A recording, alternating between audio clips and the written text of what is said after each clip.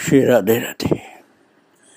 भक्तों, प्रभु के अवतारों लीलाओं की कोई सीमा नहीं। विशेष रूप से भावुक भक्तों को यह लाभ अधिक मिल जाता है, भले ही सांसारिक योग्यता उनमें न दिखलाई पड़ती हो। ऐसे ही एक महान संत थे श्री मस्त राम जी बाबा। वो कहते हैं अपने विषय में कि मैं कोई भारी विद्वान पंडित या व्याख्यान वाला नहीं था, मैं तो केवल एक साधारण बुद्धि का अल्पज्ञ जीव हूँ। ये तो केवल सिद्ध किशोरी जी की असीम अनुकंपा और आशीर्वाद का फल है कि उन्होंने मुझे ऐसी वाक शक्ति प्रदान कर दी कि जिसके कारण मुझे आज तक अनेकों धर्म सभाओं में निमंत्रित होकर जाने का सौभाग्य प्राप्त हुआ। केवल इतना ही नहीं कि सिद्ध किशोरी जी के कथन के अनुसार मुझे व्याख्यान केसरी की उपाधि मिल गई। अरे, जिसके कारण मेरी राजनीतिक क्षेत्र से लेकर भक्ति क्षेत्र तक पहुंच हुई वो किशोरी जी की अनुकंपा ही थी, नहीं तो मैं कदापि इस योग्य नहीं था। और मस्तराम बाबा का कहना है भक्तों कि मैं तो उन्हीं की जय जयकार मानता हुआ उन्हीं के बल भरोसे पर निश्चिंत होकर आनंद पूर्वक विचरा करता हूँ। यूं तो भगवान की समस्त जीवों पर निरंतर कृपा ही रहती है, वो किसी भी प्राणी का अनिष्ट नहीं चाहते, परंतु मैं तो अपने को विशेष बड़भागी मानता हुआ उनका आजन्म आभारी और ऋणी भी हूँ। वो कहते हैं कि मैं अनेकों जन्मों में भी उनके उपकारों से वो ऋण नहीं हो सकता। और एक विशेष गुण ये था इनमें कि किसी भी वस्तु की किसी भी प्रेमी से याचना नहीं करती थी सिद्ध किशोरी जी। यदि कोई भी प्रेमी आपके सेवा के निमित्त बाध्य करता तो उनसे सर्वप्रथम ये प्रश्न किया करती थी कि आप हमको बालक मानते हैं या किशोरी जी? तो किशोरी जी मानते हैं, ऐसा बोला तो कहती थी बताओ किशोरी के दरबार में किस चीज़ की कमी है फिर जो आपसे याचना करें। और ऐसी भावनाओं को तो हमसे ही याचना करनी चाहिए, आप मुझसे याचना कर सकते हैं। बस इतना सुनते ही प्रेमी लोग निरुत्तर होकर लज्जित हो जाते थे और माया के मोहक प्रलोभन को इस प्रकार ठुकरा देना साधारण बात नहीं है भक्तों। बिन मांगे मोती मिले, मांगे मिले न भीख। मस्तराम बाबा कहते हैं कि माता के पास तो दैवी शक्ति थी, तो जिसको चाहती थी जो वही चीज दे देती थी। और बिना मांगे ही जब सरकारी दरबार में, सरकारी में तो आप गवर्नमेंट मत समझ लेना, अर्थात सीताराम जी के दरबार में अनेक प्रकार की वस्तुएं भक्तों द्वारा प्रतिदिन पहुंच जाया करती थी, तब उनको मांगने की आवश्यकता क्या थी। और जो कोई परमार्थ पथ पर अग्रसर होते थे उनकी दृष्टि लक्ष्मी के विलासों पर कभी भी नहीं अटकती। इसके साथ साथ बालकपने में भी जैसी जिसकी आदत पड़ जाती है वो अंत तक नहीं छूटती।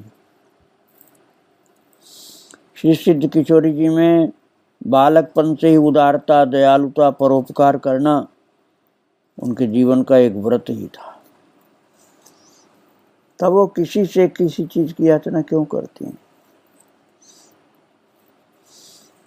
और बाबा कहते थे मस्तराम जी कि जिस समय विभूति भवन समाज ने श्री जनकपुर धाम अर्थात मिथिला जी की 84 कोस की परिक्रमा की थी, उस समय समाज के साथ कई वैष्णव साधु थे, किंतु केवल एक मैं ही सन्यासी साधु सरकार की सेवा में था और सब वैष्णव थे। मैं एक सन्यासी अर्थात शैव सन्यासी था। परिक्रमा हो रही थी। एक दिन कुछ वैष्णव साधुओं से मेरा व्यक्तिगत तकरार हो गया। उन्होंने इसका बदला चुकाने के लिए किशोरी जी को बाध्य किया कि या तो मस्तराम को अपने समाज से पृथक कर दें या वो संन्यास धर्म छोड़कर कंठी तिलक धारण करके वैष्णव दीक्षा ले ले। तब सिद्ध किशोरी जी ने उत्तर दिया कि परिक्रमा पूरी होने पर ही इसका न्याय होगा। जब परिक्रमा पूरी हो गई तो किशोरी जी ने सब वैष्णवों को एकत्रित करके एक दरबार किया और सबसे पूछा कि आप लोग हमको बालक मानते हैं या किशोरी जी? तो यदि बालक मानते हैं तो मैं न्याय नहीं कर सकती, क्योंकि बालक क्या न्याय करेगा। आज श्री महाराज जी के पास जाकर जो कुछ कहना है उनसे कहो। और ये किशोरी मानते हो तो तुम सबको वचनबद्ध होकर पहले प्रतिज्ञा करनी होगी कि मैं जो कुछ न्याय करूंगी वो सबको मान्य होगा।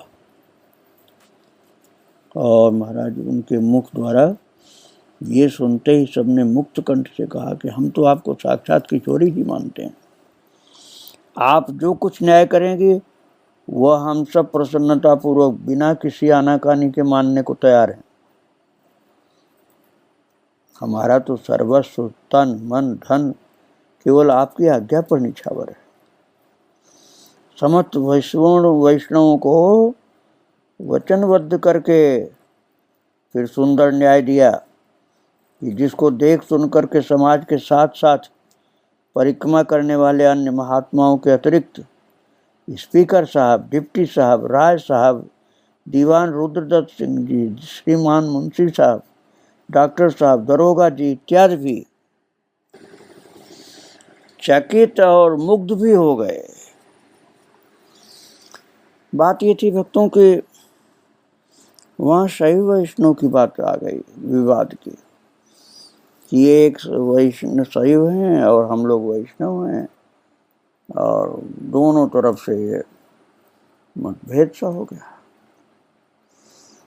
तो सर्वप्रथम मस्तराम को जो सन्यासी थे उनको पास में बुला करके आज्ञा दी कि तुमको सन्यासी वेश त्याग कर वैष्णव वेश धारण करते हुए वैष्णवी दीक्षा भी ग्रहण करनी होगी, क्योंकि तुम दास अपने को मानते हो।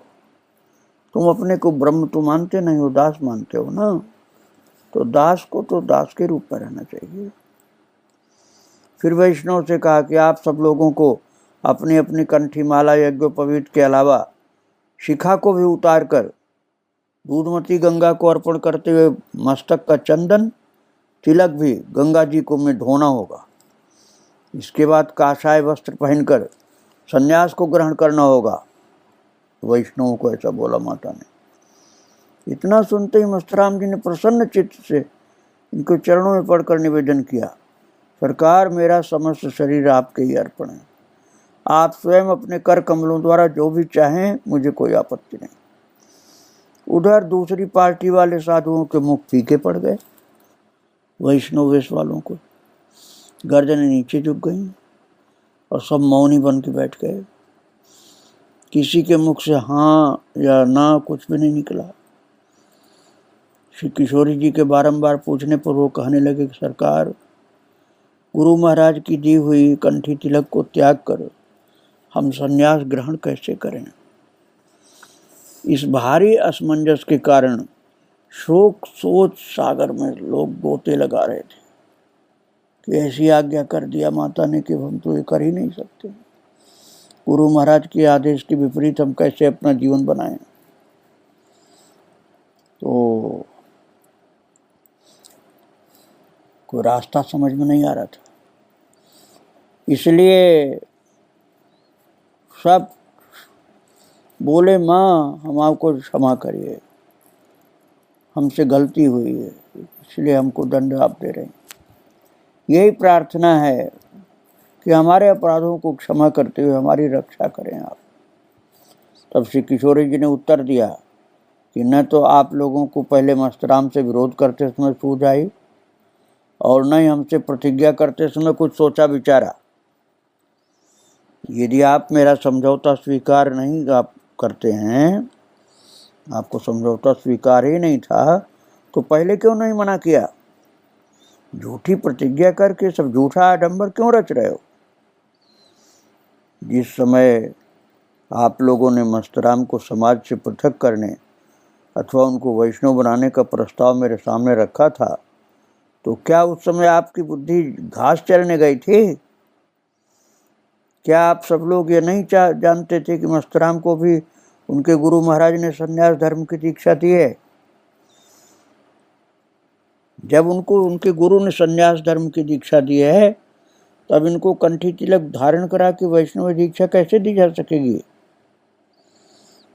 देखिए, आप सबकी प्रार्थना अनुसार यदि मुझे एक सन्यासी को वैष्णव बनाने का अधिकार है, तो आप सबकी प्रतिज्ञा अनुसार मैं आप सब वैष्णव को सन्यासी बना सकती हूँ। मस्तराम की प्रतिज्ञा कितनी सच्ची और दृढ़ है कि वो तो हमारी आज्ञा अनुसार वैष्णव दीक्षा ग्रहण करने को तैयार है, और आप लोग प्रतिज्ञा करके भी मेरी आज्ञा का उल्लंघन करते हुए टाल मटोल कर रहे हैं। इसका कारण केवल इतना ही है कि मस्तराम ने तो हमको हृदय से किशोरी जी मान लिया है, और आप सब ने केवल ऊपर से ही हमें किशोरी जी मान रखा, अंदर से नहीं। हृदय से बालक मानते हैं हमको आप। हमें जब न्यायाधीश बनाया गया है तो हम अन्याय कैसे करें? आप यदि सचमुच आप लोग शोक सागर में गोते खा के घबरा रहे हो, तो परस्पर मिलजुल कर सब लोग हमारी सेवा में रहें, और अगर ये अंतिम निर्णय और न्याय स्वीकार नहीं हो तो मस्तराम को समाज से पृथक कराने वाले स्वयं इस समाज से शीघ्र पृथक हो जाएं।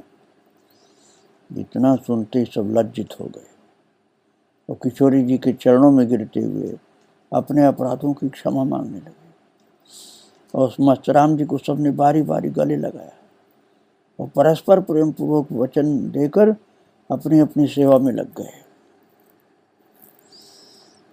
जैसे कोई झगड़ा ही नहीं हुआ था। न्यायाधीश किशोरी जी की जय जयकार के नारे लगाकर सब महात्मा युगल नाम कीर्तन करने लगे। भक्तों, माता ने ऐसा सुंदर निर्णय दिया कि सारा झगड़ा शैव वैष्णव का खत्म हो गया और सब प्रसन्न चित्त हो गए। न्याय ऐसा होना चाहिए।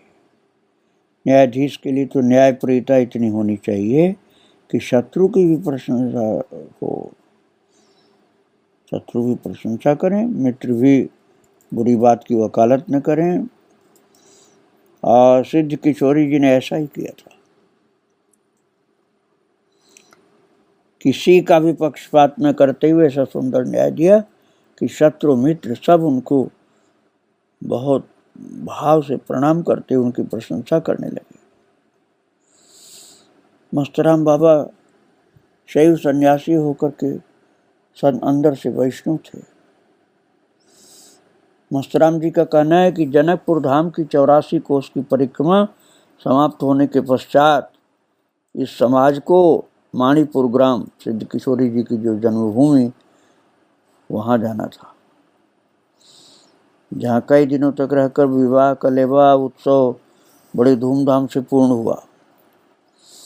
उस समय सरकार की सेवा में 10 वैष्णव और मैं अकेला सन्यासी था। एक दिन किशोरी जी ने सब प्रेमियों की प्रेम की परीक्षा के लिए एक अनोखे चरित्र की रचना की। शाम के 5 बजे अपने समाज के समस्त प्रेमियों के साथ अपने ही गन्ने के खेत में से एक गन्ना तोड़कर कुआं की मुडेरी पर बैठकर सबको चूसने के लिए देने लगे। सब प्रेमी खड़े खड़े सरकार का दर्शन कर रहे थे। तो फिर उस आधे चूसे हुए गन्ने को जानबूझ करके ही कुएं में गिरा दिया। और भक्तों, फिर किशोरी जी रोने लगी कि हाय हाय, मेरा गन्ना कुएं में गिर गया, कोई प्रेमी इसको शीघ्र निकाल दो। सब प्रेमियों ने कहा, सरकार, गन्ने की कौन सी कमी है, हजारों गन्ने तो इसी खेत में लगे हैं, इससे भी अच्छा गन्ना हम अभी लाते हैं आपके लिए, आप गन्ने के लिए रुदन मत करिए।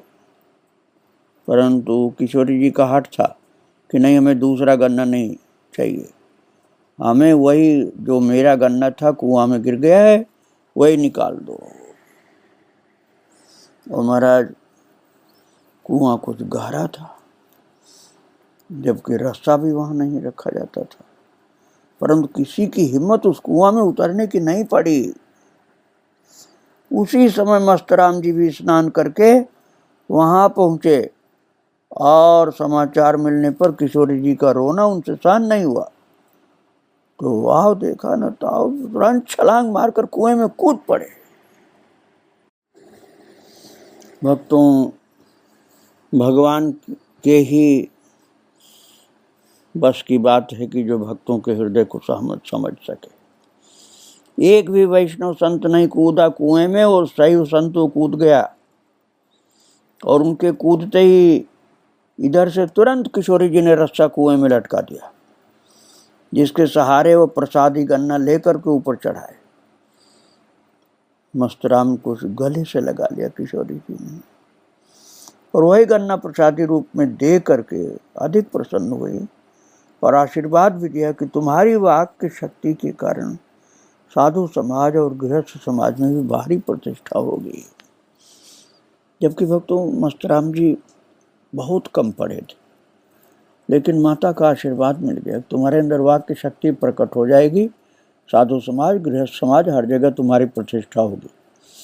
उसी समय से मस्तराम जी कहते हैं कि मुझ पर सिद्ध किशोरी जी की अनुपम कृपा हो गई सज्जनों, और किशोरी जी की परीक्षा लीला भी हुई और कृपा की भी लीला हुई। उनका कहना है कि वैशाख ज्येष्ठ के दिनों में मैं प्रतिदिन युगल सरकार के निमित्त केवल बादाम मिश्री की ठंडाई 2 गिलास तैयार करके उनको पिला दिया करता था।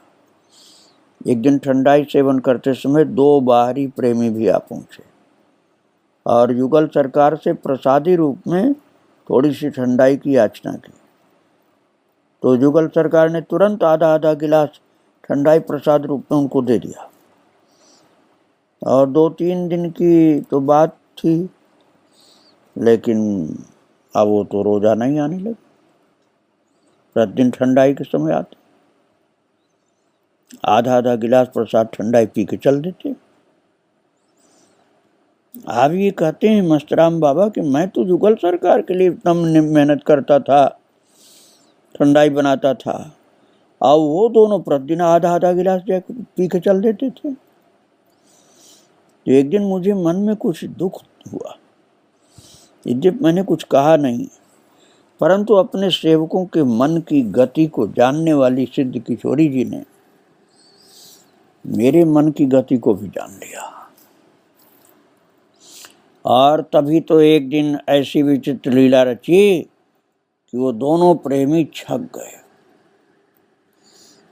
और घटना इस प्रकार हुई कि एक दिन श्री किशोरी जी ने मुझे आदेश दिया कि आज ठंडाई नहीं बनाना, कल देखा जाएगा। उस दिन ठंडाई नहीं बनी, परंतु उन दोनों प्रेमियों को ये क्या मालूम था कि आज ठंडाई नहीं बनी। वो तो अपने समय पर आ ही डटे, देखा कि भी ठंडाई नहीं बनी। वो प्रसादी ठंडाई की प्रतीक्षा कर रहे थे। तो किशोरी जी ने उन दोनों प्रेमियों द्वारा नीम की कुछ कोमल कोमल पत्तियां मंगवाई और उनको आज्ञा दी कि इसको पीस छान करके 2 गिलास ठंडाई शीघ्र तैयार कर दो।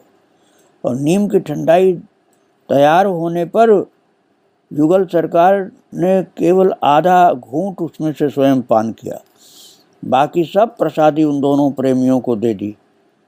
सरकार का प्रसादी का निरादर न हो, इसलिए वो किसी तरह से दोनों प्रेमी आंख मूंदकर कड़वी ठंडाई पी गए, परंतु फिर कभी भी उन दोनों का दर्शन ठंडाई के समय नहीं हुआ। वो डर गए। ऐसा नहीं कि फिर कभी नीम की ठंडाई पीनी पड़ी, परंतु वो डर गए कि प्रभु के खेल बड़े विचित्र और निराले होते हैं, उनकी लीला भी बड़ी अनोखी है, न जाने अब वो क्या और कहूँ करें। किस प्रकार उनके विनोद नित्य प्रत हुआ करते थे, मस्तराम बाबा बता बता के आनंदित होते थे। और सच्चा भक्त था वो मस्तराम बाबा। भक्तों, एक अन्य भक्त की बात मैं आपको सुना रहा हूँ।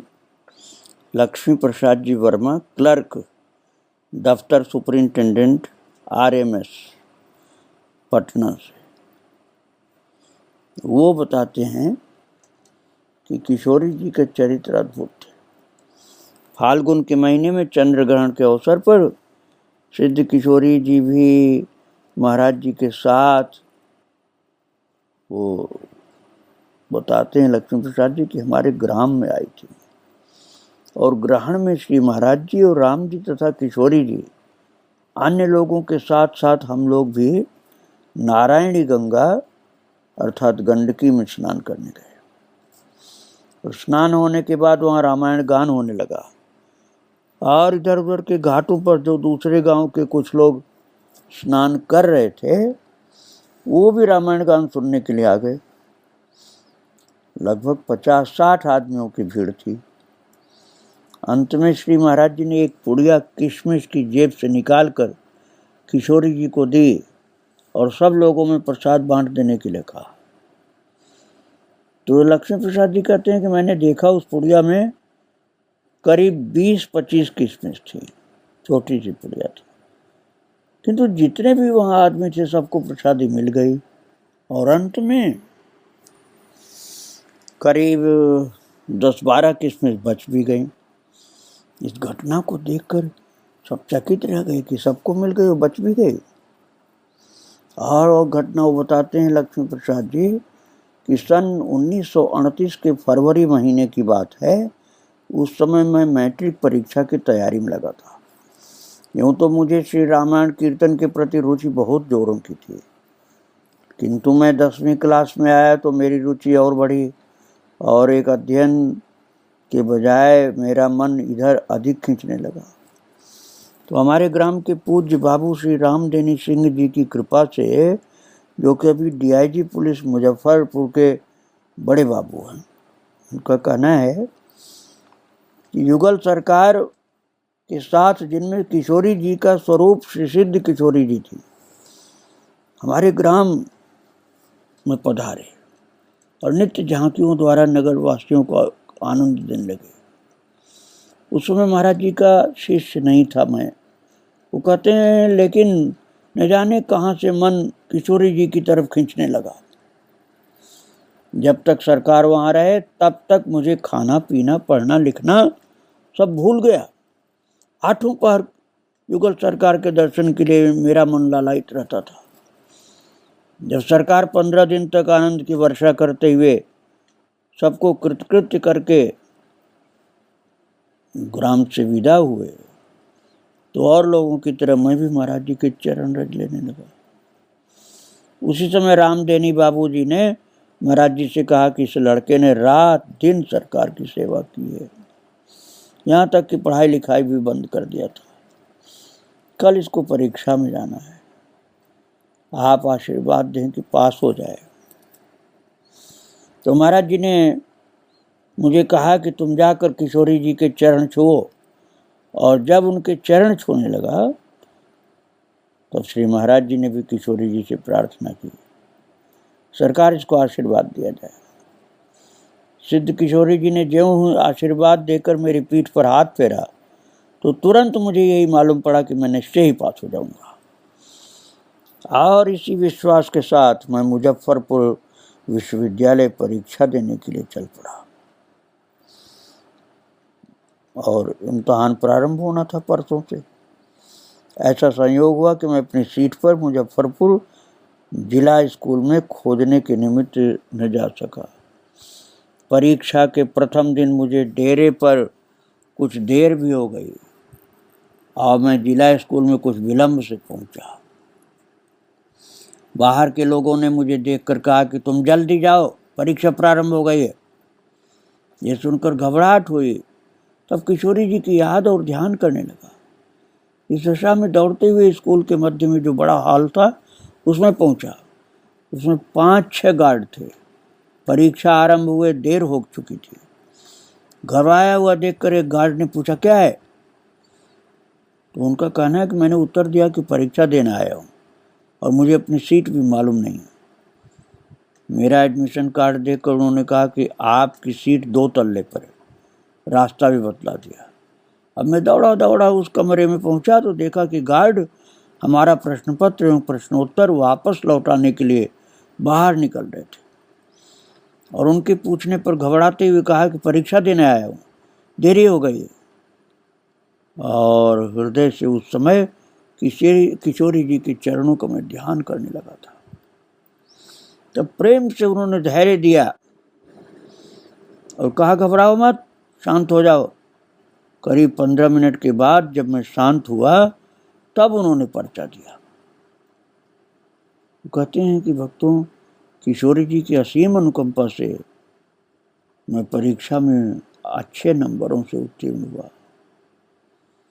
और मेरी सारी समस्याओं का समाधान किशोरी जी की दिव्य कृपा से हो गया था। भक्तों, इस प्रकार के अनुभव बताने वाले संत भक्त अगणित हैं। माता किशोरी की दिव्य कृपाएं, शक्तियां, चमत्कार आगे मैं फिर आपको सुनाता रहूँगा। आज उनके चरणों में अनंत प्रणाम करके विराम दे रहा हूँ। श्री राधे राधे, जय श्री राधे। श्री सिद्ध किशोरी जी का स्थान बिहौती भवन, अयोध्या धाम। श्री किशोरी जी का स्थान, सिद्ध किशोरी माता जिनकी चरितावली श्रीमद् गुरुदेव भगवान के श्रीमुख से हम लोग सुन रहे हैं, उनका स्थान बिहौती भवन।